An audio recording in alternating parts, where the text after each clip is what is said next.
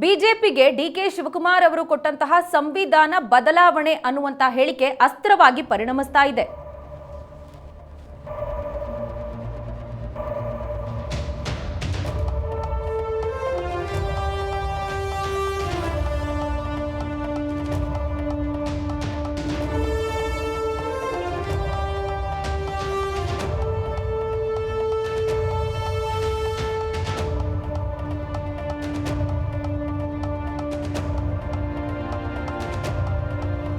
ಸರ್ಕಾರಿ ಗುತ್ತಿಗೆಯಲ್ಲಿ ಮುಸ್ಲಿಮರಿಗೆ ಮೀಸಲಾತಿ ಅನ್ನುವ ವಿಚಾರಕ್ಕೆ ಸಂಬಂಧಪಟ್ಟ ಹಾಗೆ ಸಂದರ್ಶನವೊಂದರಲ್ಲಿ ಕೆಪಿಸಿಸಿ ಅಧ್ಯಕ್ಷ ಡಿಕೆ ಶಿವಕುಮಾರ್ ಕೊಟ್ಟಂತಹ ಹೇಳಿಕೆ ಇದೀಗ ದೇಶಾದ್ಯಂತ ಚರ್ಚೆಗೆ ಕಾರಣವಾಗ್ತಾ ಇದೆ. ಬಿಜೆಪಿಗೆ ಅಸ್ತ್ರವಾಗಿ ಪರಿಣಮಿಸ್ತಾ ಇದೆ.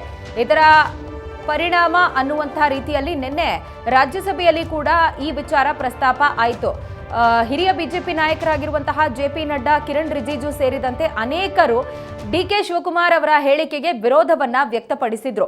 ಮುಸ್ಲಿಂ ಮೀಸಲಾತಿ ವಿಚಾರಕ್ಕೆ ಸಂಬಂಧಪಟ್ಟ ಹಾಗೆ ನಾವು 4% ಮೀಸಲಾತಿಯನ್ನ ಕೊಡ್ತೀವಿ, ಹಾಗೆ ಕೆಲವು ತೀರ್ಪುಗಳ ಬಳಿಕ ಸಂವಿಧಾನ ಬದಲಾವಣೆಯನ್ನ ಮಾಡಲಾಗುತ್ತೆ, ನಾವೇನ್ ಮೀಸಲಾತಿ ಕೊಟ್ಟಿದ್ದೀವಿ ಇದರ ವಿರುದ್ಧ ಕೋರ್ಟಿಗೆ ಹೋಗ್ತಾರೆ, ಸೊ ಕೋರ್ಟಿನ ತೀರ್ಪಿನ ಆಧಾರದ ಮೇಲೆ ಸಂವಿಧಾನ ಬದಲಾಗುತ್ತೆ ಅನ್ನುವಂತ ಮಾತನ್ನ ಡಿಕೆ ಶಿವಕುಮಾರ್ ಹೇಳಿದ್ರು.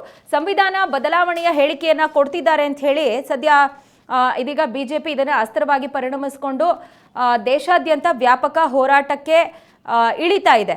ಆದರೆ ಡಿಕೆ ಶಿವಕುಮಾರ್ ಕೊಟ್ಟಂತಹ ಈ ಹೇಳಿಕೆಗೆ ಅವರು ಕೂಡ ಒಂದು ಕಡೆ ಸಮರ್ಥನೆಯನ್ನ ಕೊಡ್ತಾ ಇದ್ದಾರೆ. ಆದರೆ ಡಿಸಿಎಂ ಡಿಕೆಶಿ ವಿರುದ್ಧ ಸದ್ಯ ಬಿಜೆಪಿ ಹಾಗೆ ಜೆಡಿಎಸ್ ನಾಯಕರು ತಿರುಗಿ ಬೀಳುವಂಥದ್ದು ಮುಂದುವರಿತಾ ಇದೆ. ಇನ್ಫ್ಯಾಕ್ಟ್ ಸಂವಿಧಾನ ಬದಲಾವಣೆ ಅನ್ನುವಂಥ ಹೇಳಿಕೆಯನ್ನ ಏನು ಕೊಟ್ಟಿದ್ದಾರೆ ಇದನ್ನ ಖುದ್ದು ಬಾಬಾ ಸಾಹೇಬ್ ಅಂಬೇಡ್ಕರ್ ಅವರೇ ಈ ಮೀಸಲಾತಿ ವಿಚಾರವನ್ನ ಒಪ್ಕೊಳ್ಳೋದಿಲ್ಲ, ಅಂಥದ್ರಲ್ಲಿ ಮೀಸಲಾತಿ ಕೊಡಲೇಬೇಕು, ಅಲ್ಪಸಂಖ್ಯಾತರ ಓಲೈಕೆ ಮಾಡಲೇಬೇಕು ಅಂತ ಸಂವಿಧಾನ ಬದಲಾವಣೆಗೆ ಮುಂದಾಗ್ತಿದ್ದಾರೆ ಅಂತ ಹೇಳಿ ವ್ಯಾಪಕ ಆಕ್ರೋಶ ಬಿಜೆಪಿ ಮತ್ತು ಜೆಡಿಎಸ್ ವಲಯದಿಂದ ವ್ಯಕ್ತ ಆಗ್ತಾ ಇದೆ. ಇದರ ಜೊತೆಗೆ ಮತ್ತೊಂದು ಹೆಜ್ಜೆ ಮುಂದಕ್ಕೆ ಹೋಗಿ ಡಿಕೆ ಶಿವಕುಮಾರ್ ಅವರ ರಾಜೀನಾಮೆಗೆ ಕೂಡ ವಿಪಕ್ಷಗಳು ಆಗ್ರಹಿಸ್ತಾ ಇದೆ. ಇವರ ಈ ಹೇಳಿಕೆಯನ್ನ ಅಸ್ತ್ರವಾಗಿ ಬಳಕೆ ಮಾಡಿಕೊಳ್ಳುವಂತೆ ಖುದ್ದು ಬಿಜೆಪಿಯ ಹೈಕಮಾಂಡ್ ಸೂಚನೆ ಕೊಟ್ಟಿದೆ ಅನ್ನುವಂತಹ ಒಂದಷ್ಟು ಚರ್ಚೆಗಳು ಕೂಡ ಆರಂಭ ಆಗಿದ್ದು, ರಾಜ್ಯಾದ್ಯಂತ ಈ ಕುರಿತಂತೆ ಹೋರಾಟ ಮಾಡುವಂತೆ ಬಿಜೆಪಿ ನಾಯಕರಿಗೆ ವರಿಷ್ಠರು ಸೂಚನೆಯನ್ನ ಕೊಟ್ಟಿದ್ದಾರೆ. ಅದರ ಪೂರ್ವ ತಯಾರಿಯಲ್ಲಿ ಬಿಜೆಪಿಯ ನಾಯಕರು ಈಗಾಗಲೇ ಮಗ್ನರಾಗಿದ್ದಾರೆ.